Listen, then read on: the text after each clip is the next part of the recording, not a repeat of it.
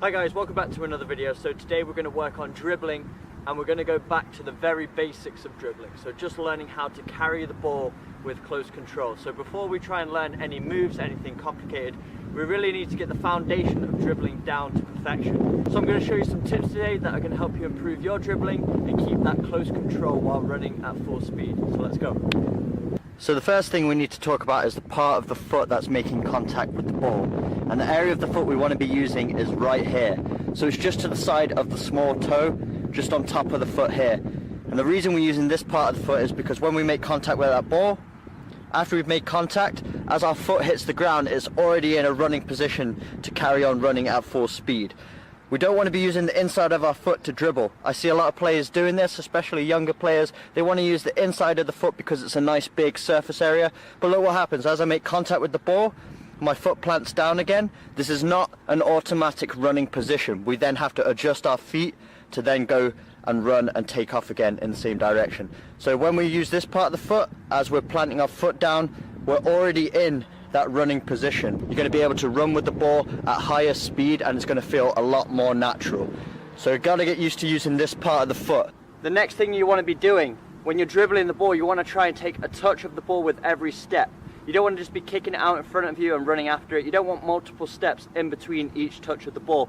And the reason for this, if you're taking longer touches, there's just more of a chance for somebody to intercept it. But if you're taking a touch of the ball with every step, you're always in that close control of the ball, so that if a defender comes in, all of a sudden, you can react. You already have that ball under your spell, you can change direction very quickly and the ball's still going to be close to your foot.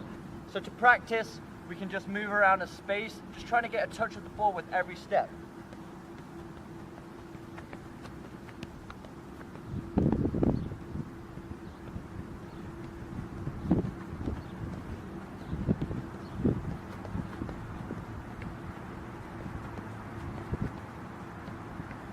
Obviously that isn't full pace, but that's just a way to warm up. So just practice this by yourselves. Just get a nice open space. You could just use an open grass field. You don't need a goal, you don't need any equipment. Just kind of dribble around the space. Get used to that ball at your feet. Try to keep close control and taking a touch of the ball with every step that you take. This is something Messi and Robben do all the time. And they can do it at top speed. But it starts here. You have to start doing it slow, getting used to it. And then as you get more comfortable, just increase the speed little by little, and before you know it, you'll be at top speed, keeping close control of that ball. So make sure you practice this first. Another key point for dribbling, especially if you want to keep that close control, is lowering your center of gravity. So to lower our center of gravity, we're just going to slightly bend our knees, slightly arch our chest forward a little bit. If you lower your center of gravity by just slightly bending your knees and arching over the ball a little bit, you're going to feel more in control of that ball, more agile, and feeling like you can change directions a lot quicker. So when I'm dribbling a ball, I'm not just doing this, I'm not upright. I don't look very convincing, it doesn't look very explosive, it doesn't look very threatening for a defender. But if I just lower my center of gravity ever so slightly like this,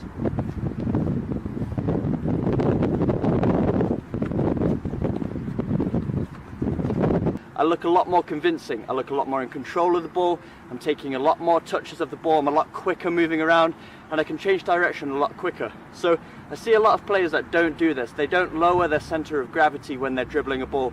They remain upright, it looks a little awkward, it's not as fast, and they lose control of the ball, sometimes not even by being tackled, sometimes just because they've got the ball at their feet and they're upright, they lose control and it slips away from them. So if you lower your center of gravity, you're going to feel far more in control of the ball.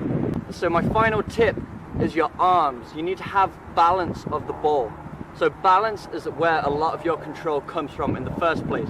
So two key points for balance is having a nice strong core, so doing a lot of ab exercises and things like that. So when you lower your center of gravity, you have support from your core so that you can maintain that body positioning throughout the duration of the game without becoming fatigued.